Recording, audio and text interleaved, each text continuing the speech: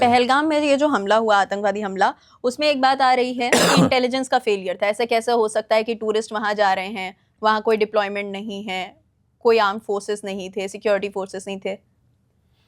पहलगांव घटना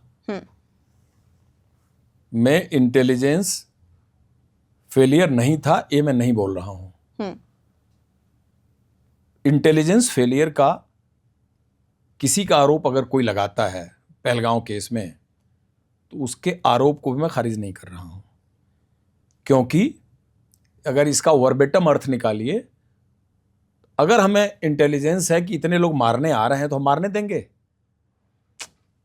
वो तो चलिए है जो भी फेलियर है, लेकिन ओवरऑल आप कंट्री का हिसाब देख लीजिए।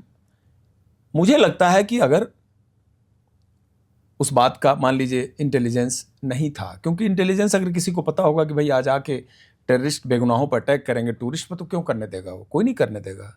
करने देगा कोई? मतलब कोई चाहेगा कि उसके पहलगांव के अंदर? कोई नहीं चाहेगा। मतलब ये चीज कहीं न कहीं उनके रडार पर मिस कर गई। अब सवाल है कि मिस कर गई तो ये फेलियर माना जाएगा।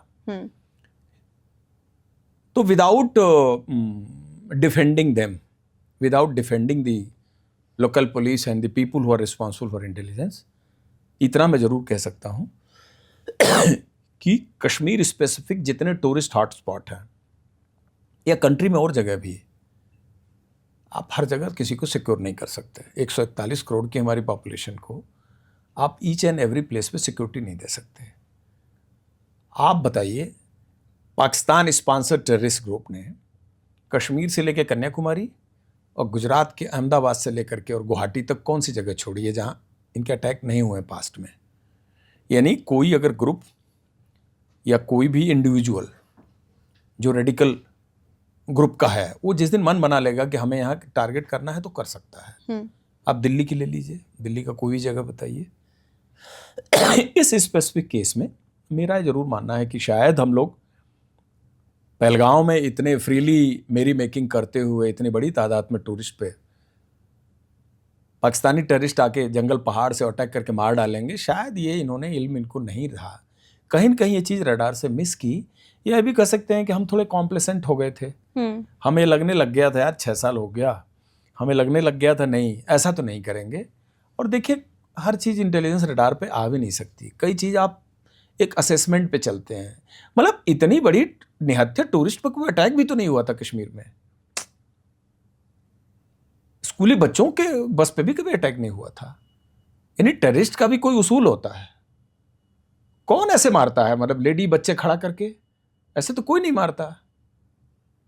मारने का भी एक उसूल होना चाहिए ना, किसी को किलिंग करने का। सामने भी तो पाकिस्तान आप किसी क्या ही फोर्स के कैंपस पे अटैक करते, आपको बड़ा अटैक करने का मंशा था तो अटैक करते, फदा तुम भी फना हो जाते। वो उन्होंने नहीं किया क्योंकि वहां को गोली लगने का खतरा था। लेकिन निहत्थे टूरिस्ट, न्यूली मैरिड लेडी, चूड़ी कंगन बिंदी लगाए बैठी हुई है, उसका हस्बैंड है, बात करके आप मार रहे हो उसको, और मारने के बाद इंश्योर कर रहे हो और कह रहे हो कि जाकर के मोदी जी को बता देना। What is this? बोला ऐसा तो ह्यूमन हिस्ट्री में, टेररिस्ट की हिस्ट्री में मैंने ऐसा नहीं सुना। मतलब हमास और इजराइल का भी लड़ाई चल रहा है, उन्होंने भी अगर इजराइल के लोगों को बंदी बनाया हमास ने, जिसकी आपस में एक दूसरे को रिटर्न करने की कार्रवाई चल रही थी और अभी चल भी रही है, वो आगे शायद चले भी, उसमें भी किसी को ऐसे पकड़ के ब्रूटलिटी से नहीं मारा है। ये तो first incident of its kind. तो ऑफ गार्ड थे, मतलब लगने लग गया था कि ऐसा कैसे कर देंगे ये।